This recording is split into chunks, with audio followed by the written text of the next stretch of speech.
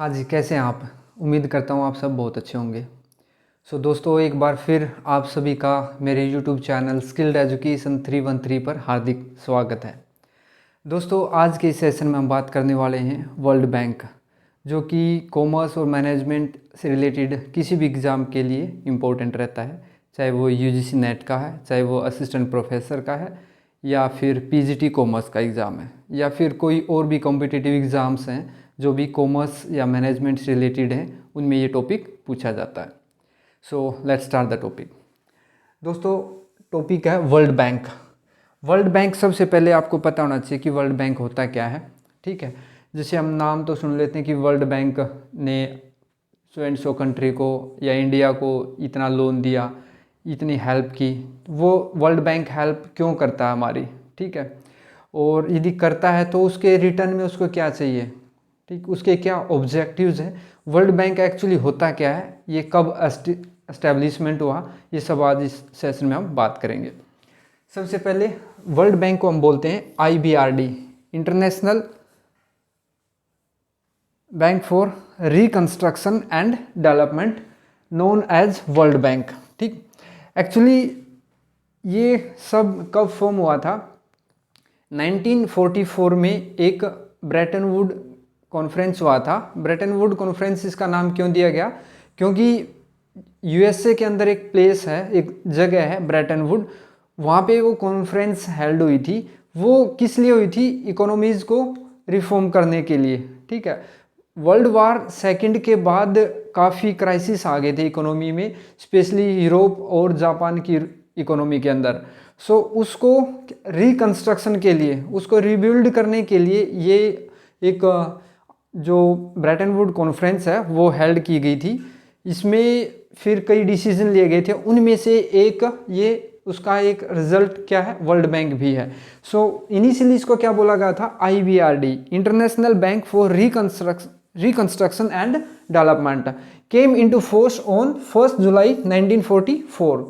It is the result of Brayton would conference. Its headquarter is in Washington. इसको Brayton would conference, जैसे मैंने बताया, ये doubt आ जाता है स्टूडेंट्स के अंदर कि ब्रेटन वुड क्या होता है। वो उसको रटने की कोशिश करते हैं, क्रैम करने की कोशिश करते हैं। रटने की ज़रूरत नहीं है, क्योंकि ब्रेटन वुड नाम इसलिए दिया गया कि प्लेस था Bretton Wood. Understood? It's the membership allowed only to those country who are also member of IMF। अब बात यह आती है कि वर्ल्ड बैंक का मेंबर कौन बन सकता है? वर्ल्ड बैंक के अंदर कितने मेंबर थे इनिशियली जब ये फॉर्म हुआ था, और अभी कितने हैं? ठीक है, प्रेजेंटली वर्ल्ड बैंक जो IBRD है, वर्ल्ड बैंक का अभी डिस्कस करेंगे क्या है। इनिशियली इसको IBRD बोला गया था, और IBRD के अंदर अभी प्रेजेंटली 189 मेंबर कंट्री हैं। Those who are member of IMF, world bank का मेंबर बनने के लिए सबसे पहले IMF का, इंटरनेशनल मॉनेटरी फंड जो है, उसका क्या मेंबर आपको बनना पड़ेगा। ठीक है, क्योंकि हुआ क्या था, जब ब्रेटन वुड कॉन्फ्रेंस हुआ था उसके अंदर दो मेन जो डिसीजन आए थे, जो दो ऑर्गेनाइजेशन जो फॉर्म हुए थे, उनमें से एक IBRD था और दूसरा था IMF, इंटरनेशनल मॉनेटरी फंड। और उसके बाद फिर एक जो थर्ड आप बोल सकते हैं, GATT, general agreement for trade and tariff, जो कि लेटर ऑन इन 1995 में किस में फॉर्म हो गया था, किस में कन्वर्ट हो गया था? WTO में, वर्ल्ड ट्रेड ऑर्गेनाइजेशन के अंदर। अभी इसके ऑब्जेक्टिव क्या क्या है? जैसे मैंने बताया वर्ल्ड बैंक क्यों हुआ था। जैसे मैंने बताया कि आपको जब वर्ल्ड वार 2 ख़त्म हुआ था, फिनिश हुआ था, जब बंद हो गया था, तो उसके बाद ये ऑर्गेनाइजेशन, ये कॉन्फ्रेंस हुआ था, और उसके अंदर डिसीजन लिया गया था कि जो भी डेवलपिंग कंट्रीज़ हैं या लेस डेवलप्ड कंट्री हैं, वो प्लस उनसे भी पहले जो जिनकी इकोनॉमी वर्ल्ड वार 2 से अफेक्ट हुई थी, नेगेटिवली अफेक्ट हुई थी, अफेक्ट तो सभी की नेगेटिवली हुई थी, लेकिन मेन जो ज़्यादा इफेक्ट किसके ऊपर गया था? यूरोपियन कंट्रीज़ के ऊपर और जापान के ऊपर। उनकी जो इकोनॉमी है उसको रिफॉर्म करने के लिए, किस में?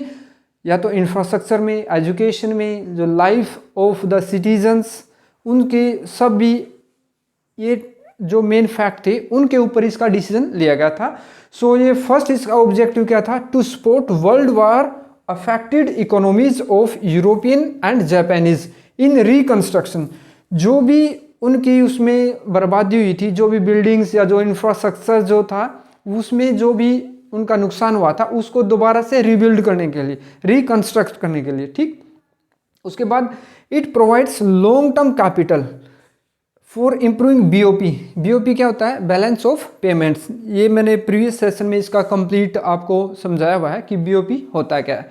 उसके बाद for economic development, reconstruction and thereby balancing international trade. Actually यदि बीओपी मिसबैलेंस हो जाएगी तो फिर उसका इम्पैक्ट किसके ऊपर जाएगा? इंटरनेशनल ट्रेड के ऊपर। सो इन सभी को ध्यान में रखते हुए इसको वर्ल्ड बैंक का जो है फॉर्म हुआ था। उसके बाद थर्ड क्या है? It provides loans and technical assistance to less developed countries in any one project. जो भी मेंबर कंट्रीज हैं वर्ल्ड बैंक के, उनको असिस्टेंस देने के लिए किसमें? Financially as well as technically, ठीक है। जो कि लेस डेवलप्ड कंट्री हैं वो टेक्निकली, टेक्नोलॉजिकली थोड़ा सा क्या है, वीकर रहते हैं, उनको असिस्टेंस देने के लिए, टेक्निकल सपोर्ट देने के लिए, ठीक। And fourth one is it helps by providing guarantees against loans granted to member countries. अच्छा, जो भी इसके मेंबर कंट्री हैं उनने किसी अदर नेशन से लोन ले लिया या किसी अनदर फाइनेंशियल इंस्टीट्यूशन से लोन ले लिया या किसी अनदर ऑर्गेनाइजेशन से उन्होंने क्या किया? लोन ले लिया उन्होंने। उसके बाद वो फर्दर लोन लेने के लिए या तो उसी लोन को कन्वर्ट करने के लिए किसमें? लॉन्ग टर्म में। ये वर्ल्ड बैंक क्या है, उनको जो जिस ऑर्गेनाइजेशन से लिया था उनको अपने मेंबर कंट्रीज की क्या है, एक गारंटी के रूप में वो वहाँ पे खड़ा रहता है। ये भी उसका एक ऑब्जेक्टिव है। अभी बात करते हैं कि इसके अंदर कितने ऑर्गेनाइजेशन हैं। जब ये फॉर्म हुआ था इनिशियली, जैसे मैंने बताया IBRD, एक्चुअली दो टर्म्स होती हैं, एक तो वर्ल्ड बैंक, एक world bank group. World bank के अंदर आता है IBRD। वर्ल्ड बैंक के अंदर कौन सा आता है? वर्ल्ड बैंक के अंदर आता है IBRD plus IDA, International Development authority, ठीक है। वर्ल्ड बैंक के अंदर क्या आता है? IBRD प्लस, जैसे मैंने बताया IBRD नंबर 1 IBRD और number 2 plus number 2 IDA, International Development Authority. इन दोनों को मिला के क्या बोलेंगे हम? World bank. प्लस इनके अलावा 3 ऑर्गेनाइजेशन और हैं। कौन कौन से हैं? IFC, international financial agency. उसके बाद है नंबर 4 MIGA एंड ICDIA, ठीक। इन सब को मिला के क्या बोलते हैं? उसको वर्ल्ड बैंक ग्रुप बोलते हैं, ठीक। ये 5 ऑर्गेनाइजेशन के हैं, ये अलग अलग उसमें फॉर्म होते हैं, इनका अलग अलग क्या है, मोटो है। जैसे सॉरी, IDA का मोटो क्या रहता है? International Development authority. ये जैसे वर्ल्ड बैंक क्या लोन देता है अपने मेंबर्स कंट्रीज को, लेकिन वो एक इंटरेस्ट के ऊपर देता है, ठीक है। लेकिन IDA फॉर्म हुआ था specially for the less developed economies. वो इनको लोन देते हैं या तो 0 रेट पे या तो बहुत ही कम रेट पे। प्लस उनको उस लोन को फर्दर रीपे करने के लिए टाइम रहता है 30 to 40 ईयर्स, मीन्स काफ़ी टाइम रहता है, जिसके अंदर एक लेस डेवलप्ड कंट्री ईजिली अपनी इकोनॉमी को रिवाइव कर सकता है और वो लोन पे कर सकता है। और बहुत सारे ऐसे कंट्री हैं, मोर देन 50% जो इसके मेंबर हैं, जिन्होंने लोन लिया और लोन देने की जरूरत नहीं पड़ी। जैसे मैंने बताया, या तो 0 रेट पे लोन मिलता है या तो फिर इंटरेस्ट बहुत ही कम रहता है। IFCA, इंटरनेशनल फाइनेंशियल कॉरपोरेशन, ठीक। उसके बाद IFC फॉर्म हुआ था 1956 में। और IFC का काम क्या है? ये एक प्राइवेट एजेंसी है, ये एक प्राइवेट सेक्टर है जो कि किसी भी कंट्री को एनकरेज करता है इन्वेस्टमेंट करने के लिए, किसमें? प्राइवेट सेक्टर में, ठीक। सॉरी। और ये था ऑल अबाउट वर्ल्ड बैंक। अभी इनके बारे में फर्दर डिस्कस करेंगे सेपरेट वीडियो में, क्योंकि ये डीपली इनके ये कंसेप्ट हैं।